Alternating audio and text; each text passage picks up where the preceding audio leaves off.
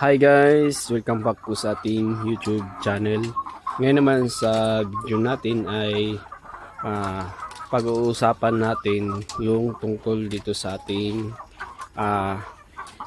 screen na ginagamit na apakan dun sa ating layer chicken. So bago natin talakayin yun guys ay yan, isi-share ko muna sa inyo yung mga alaga natin. So ito yung mga alaga natin.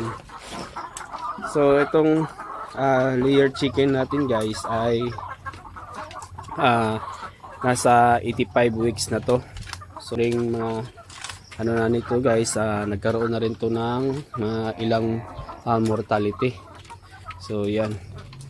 So kaya ang naging ano nito guys, nasa 160 na lang to. Dati nasa 200 piraso to na layer chicken, at natira na lang ay nasa 160.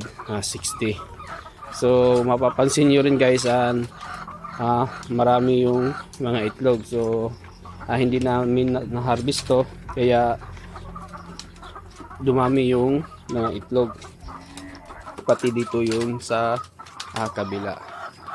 So ito guys, yan o. So yung ibang kulungan dito guys, bakante yan. Tapos doon sa kabila rin marami ding bakante doon. Ayan, pati doon at pati doon. So ayan, pag-usapan natin guys bakit nagkaroon ng mga vacant yung ano natin na kulungan.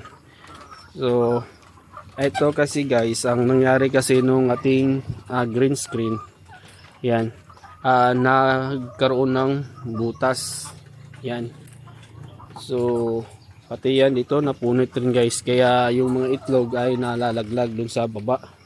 Yan, yan, kaya ang ginawa ko, yung nandito nilipat ko yun sa kabila. Pati dito guys, oh yan, mga butas na yung mga screen. So yan, ililipat ko rin to. Yan, butas yung ice cream. Yan. So nabubutas yan guys dahil sa katagalan rin, sa kaapak ng ating mga alaga ay nagkaroon ng or nabubutas yung screen. Experience ko dito, kasi ginamit natin ice cream, sa akin hindi siya ganong advisable pagka ganito yung ano natin, yung sa apakan niya guys. Yan, ano lang kasi yung ginamit ko dito, yan, fiber.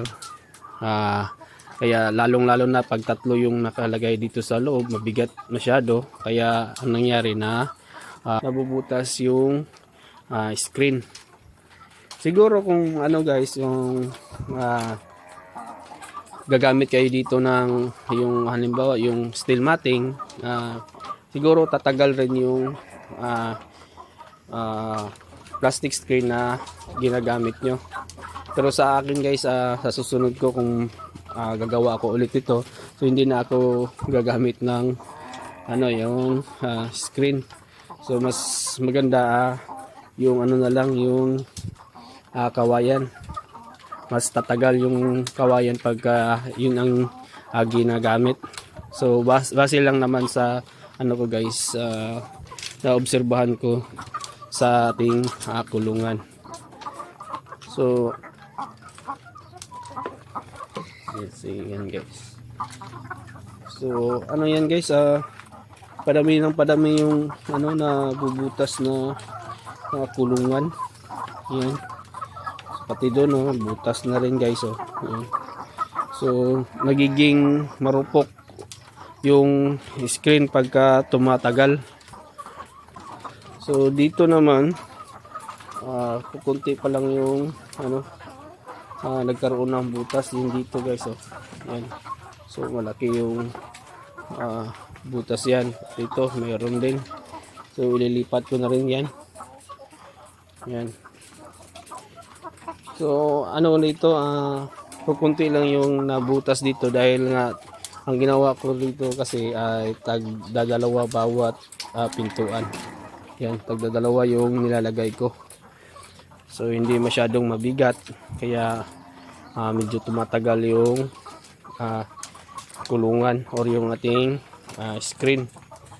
So dito kasi ayan, tatlo kasi yung nilalagay natin dyan nung una.